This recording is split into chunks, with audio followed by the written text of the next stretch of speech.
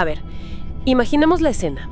Estamos en los años 70, en un suburbio cualquiera de Chicago. Y ahí hay un hombre que es, para todo el mundo, un pilar de su comunidad. Un empresario exitoso, un voluntario político, tan conectado que organiza desfiles y hasta se fotografía muy sonriente con la primera dama de Estados Unidos, con Rosalind Carter.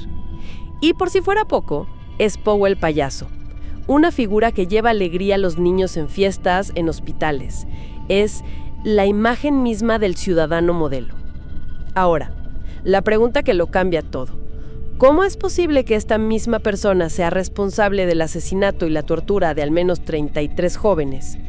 Hoy vamos a adentrarnos en el caso de John Wayne Gacy para intentar desentrañar justamente eso, esa dualidad tan escalofriante entre su fachada pública impecable y el abismo de sus crímenes secretos.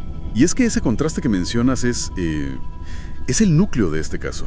No es solo la magnitud del mal, es la normalidad de ese mal lo que sigue fascinando y aterrando. Por eso nuestro análisis vamos a explorar precisamente eso, ¿no? Cómo un psicópata construye y mantiene una máscara de cordura tan perfecta. Nos vamos a enfocar en los elementos que son clave para quien estudia la mente criminal. O sea, la estrategia detrás de su vida pública, las complejidades de su juicio y, claro, las teorías sobre las raíces de su comportamiento. Es un caso que nos obliga a redefinir dónde creemos que se esconden los monstruos. De acuerdo. Pues empecemos por ahí, por desempacar esa máscara de respetabilidad.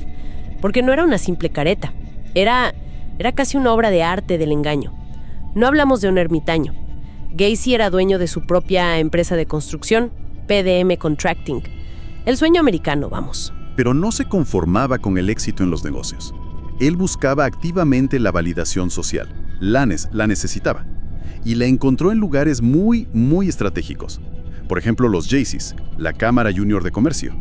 Y no era un miembro pasivo, Ascendió muy rápido. Llegó a vicepresidente y lo nombraron Hombre del Año. Es increíble. O sea, no es que simplemente fuera, sino que buscaba el liderazgo. ¿Qué le ofrece una organización así a una mente como la de Gacy? No parece una elección al azar. Le ofrece la moneda más valiosa para un depredador: la confianza. Los Jaycees son una organización cívica, ¿no?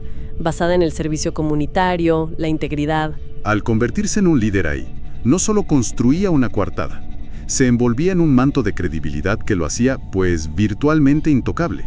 Era una estrategia de camuflaje brillante. Claro. Se estaba vacunando contra futuras sospechas. ¿Quién iba a dudar del Hombre del Año? Y esa estrategia lo llevó hasta la política local. Fue voluntario del Partido Demócrata, vocal de mesa, y aquí es donde la historia ya se vuelve casi surrealista. Mayo del 78. La foto con la primera dama, Rosalind Carter. Y el detalle que lo hace todavía más escalofriante es la insignia que lleva en la solapa. Una con la letra S. Significaba que tenía autorización de seguridad del mismísimo servicio secreto. Esa fotografía es una de las imágenes más inquietantes de la criminología moderna, precisamente por lo que simboliza. Es la prueba definitiva de lo que en psicología se llama la máscara de cordura. Es esa habilidad casi camaleónica del psicópata para imitar las emociones, las conductas sociales, para integrarse a la perfección. Gacy, Ted Bundy, Dennis Rader, todos ellos son el arquetipo del asesino de al lado. Destruyen esa idea de que podemos identificar el mal a simple vista. Y para redondear esa imagen de hombre inofensivo, estaba su alter ego, Pogo el payaso. Se maquillaba, se ponía su traje y entretenía a niños. Es la antítesis perfecta de un depredador, la inocencia personificada. ¿Era solo un disfraz o había algo más ahí? Lo fascinante es que la personalidad del payaso le permitía algo que su identidad de empresario no. Le daba acceso sin filtros al mundo de los jóvenes, y lo hacía de una manera que desarmaba por completo a los padres. Claro, un payaso es seguro. Exacto, es amigable por definición. Y es posible que también satisficiera una necesidad narcisista de ser el centro de atención, de recibir adoración. La vida pública de Gacy no era solo una tapadera, era una parte funcional y psicológicamente muy gratificante de su existencia. Tenemos entonces esta imagen perfecta, casi fabricada de un ciudadano ejemplar. Pero toda fachada por perfecta que sea, pues eventualmente se resquebraja. ¿Cuál fue la primera grieta que apareció en la de Gacy? La primera grieta, y la que lo derribó todo, fue la desaparición de un joven de 15 años, un chico llamado Robert Piest, el 11 de diciembre de 1978. Piest le había dicho a su familia que iba a hablar con un contratista sobre un trabajo de verano, y ese contratista era John Wayne Gacy. Y fue la desaparición de Robert Piest lo que finalmente puso a Gacy en el radar de la policía de una forma que ya no podían ignorar. Pero me imagino que al principio, con esa reputación, debió ser difícil considerarlo un sospechoso serio. Absolutamente. La policía se encontró con un muro. Tenían al hombre del año, al tipo fotografiado con la primera dama. Gacy era tan respetado que costaba creerlo. Pero la evidencia era fuerte y empezaron a vigilarlo 24 horas al día. La presión fue aumentando. Hasta el punto en que él mismo se derrumba. El 22 de diciembre, después de días de vigilancia, Gacy parece que se cansa del juego. Llama a su abogado y confiesa. Pero no es una confesión con remordimiento. Es casi un acto de arrogancia, donde les dibuja a los investigadores un mapa del tesoro macabro de su propia casa, indicando dónde encontrar los cuerpos. Y lo que encontraron fue, literalmente, un sótano de los horrores. Empezaron a excavar en el semisótano y bajo los cimientos de la casa, y encontraron 29 cadáveres, muchos enterrados unos encima de otros.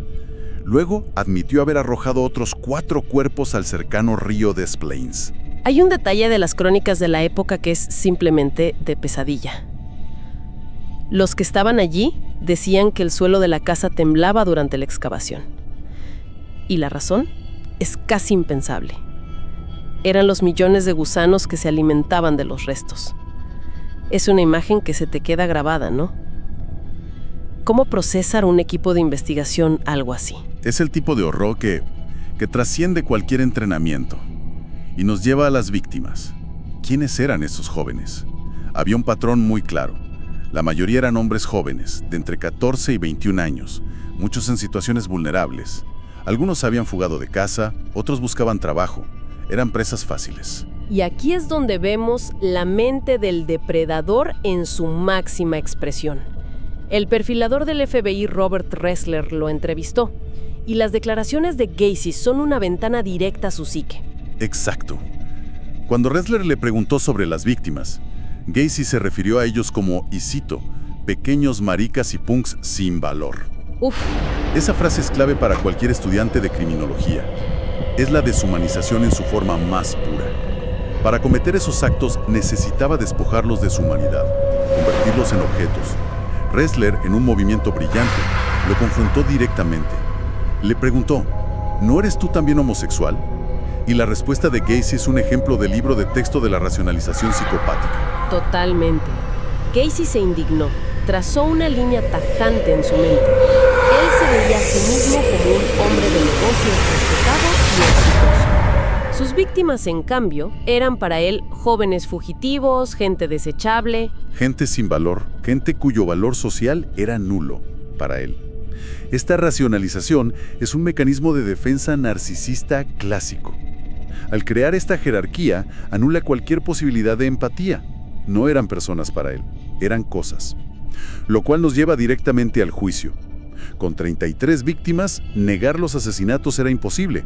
Así que la defensa de Gacy optó por una estrategia muy específica: la locura temporal. Sí, fue una apuesta arriesgada.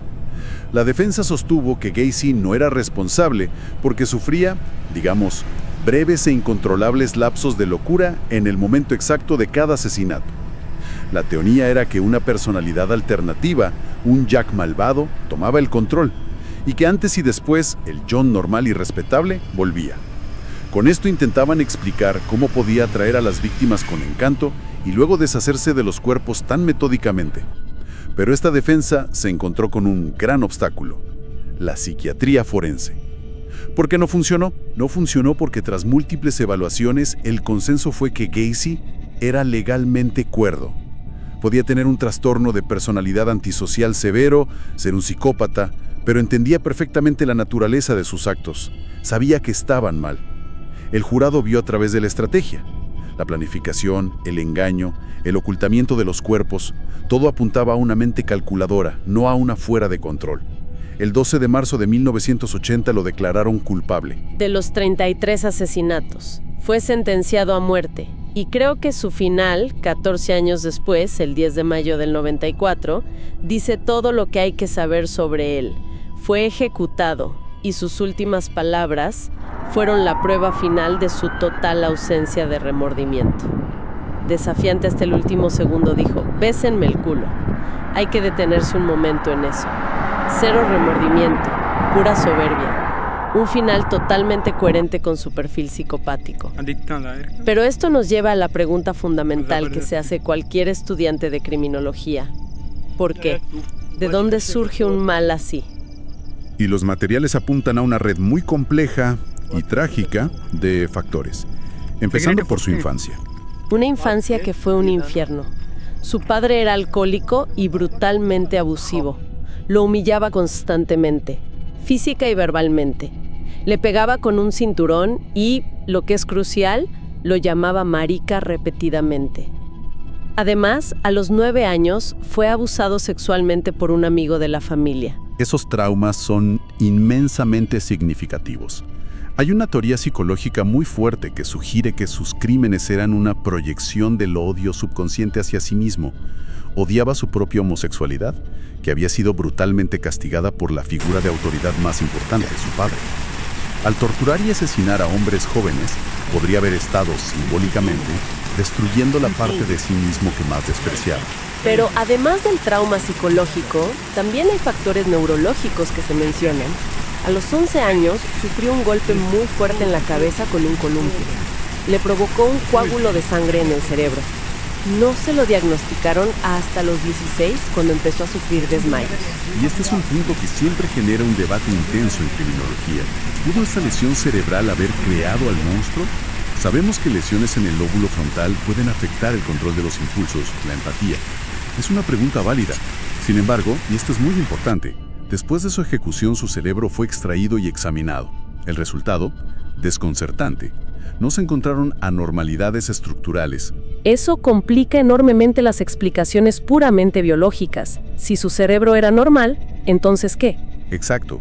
Subraya que la psicopatía es un rompecabezas mucho más complejo. No es solo una lesión, no es solo el abuso. Probablemente es una interacción terrible entre una posible predisposición y un entorno traumático.